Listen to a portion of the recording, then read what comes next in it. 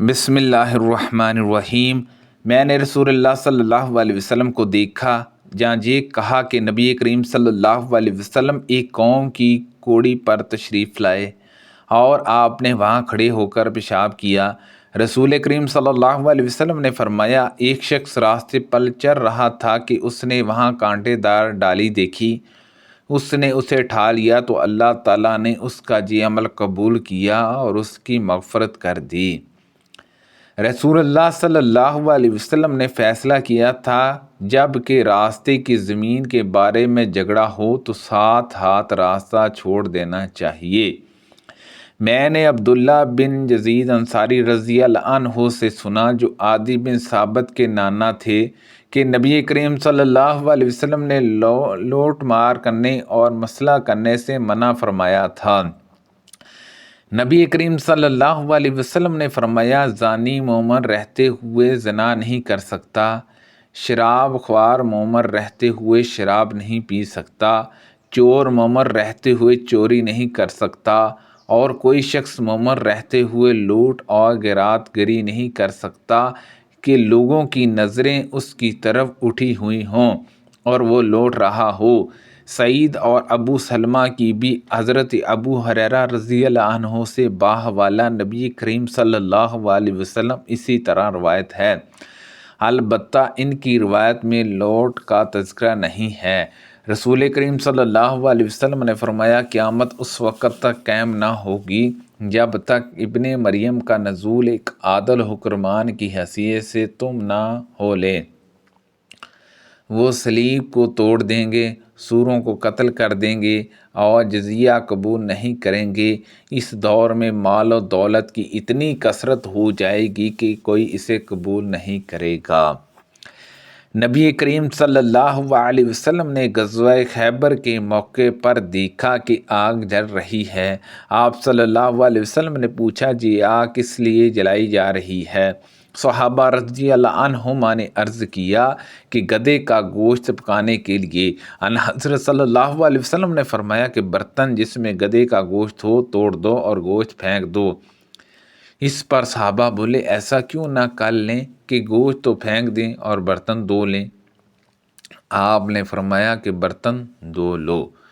نبی کریم صلی اللہ علیہ وسلم فتح مکہ کے دن جب مکہ میں داخل ہوئے تو خانہ کعبہ کے چاروں طرف 360 بت تھے۔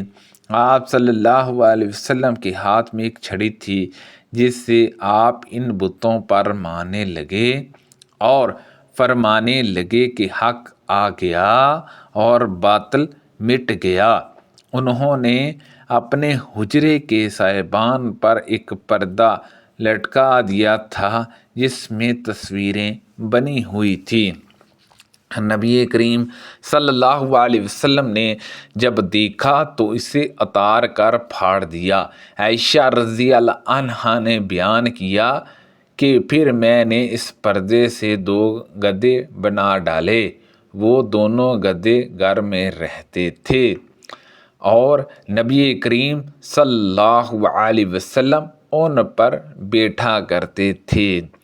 میں نے رسول کریم صلی اللہ علیہ وسلم سے سنا، آپ صلی اللہ علیہ وسلم نے فرمایا کہ جو شخص اپنے مال کی حفاظت کرتے ہوئے قتل کر دیا گیا وہ شہید ہے۔ نبی کریم صلی اللہ علیہ وسلم ازواج محترمات میں سے کسی ایک کے یہاں تشریف رکھتے تھے۔ امت المومنین میں سے ایک نے وہیں آپ صلی اللہ علیہ وسلم کے لیے خادم کے ہاتھ ایک پیالے میں کچھ کھانے کی چیز بھجوائی۔ انہوں نے ایک ہاتھ اس پیالے پر مارا اور پیالہ گر کر ٹوٹ گیا۔ آپ نے پیالے کو جوڑا اور جو کھانے کی چیز تھی اس میں دوبارہ رکھ کر صحابہ سے فرمایا کہ کھاؤ۔ آپ صلی اللہ علیہ وسلم نے پیالہ لانے والے خادم کو روک لیا اور پیالہ بھی نہیں بیچا، بلکہ جب کھانے سے فارغ ہو گئے تو دوسرا اچھا پیالہ بھجوا دیا اور جو ٹوٹ گیا تھا اسے نہیں بھجوایا۔ ابن ابی مریم نے بیان کیا کہ ہمیں جہیہ بن عجوب نے خبر دی، ان سے حمید نے بیان کیا، ان سے حضرت انس رضی اللہ عنہ نے بیان کیا، اور ان سے نبی کریم صلی اللہ علیہ وسلم نے نے فرمایا، بنی اسرائیل میں ایک صاحب تھے جن کا نام جرجہ تھا، وہ نماز پڑھ رہے تھے کہ ان کے والدہ آئیں اور انہیں پکارا، انہوں نے جواب نہیں دیا، سوچتے رہے کہ جواب دوں یا نماز پڑھوں، پھر وہ دوبارہ آئے اور غصے میں بددعا کر گئے، اے اللہ اسے موت نہ آئے جب تک کسی بدکار عورت کا منہ نہ دیکھ لے۔ جرجیہ اپنے عبادت خانے میں رہتے تھے۔ ایک عورت نے جو جرجیہ کی عبادت خانے کے پاس اپنی مویشی چرایا کرتی تھی اور خواہش تھی، کہا کہ جرجیہ کو فتنے میں ڈالے بغیر نہ رہوں گی، چنانچہ وہ ان کے سامنے آئی اور گفتگو کرنی چاہی، لیکن انہوں نے منہ پھیر لیا۔ پھر وہ ایک چراواہ ہے کے پاس گئی اور اپنے جسم کو اس کے قابو میں دے دیا۔ آخر لڑکا پیدا ہوا اور اس عورت نے الزام لگایا کہ جرجیہ کا لڑکا ہے۔ قوم کے لوگ جرجیہ کے جہاں آئے اور ان کا عبادت خانہ توڑ دیا، انہیں باہر نکالا اور گالیاں دیں، لیکن جرجیہ نے وضو کیا اور نماز پڑھ کر اس لڑکے کے پاس آئے۔ انہوں نے اس سے پوچھا، بچے تمہارا باپ کون ہے؟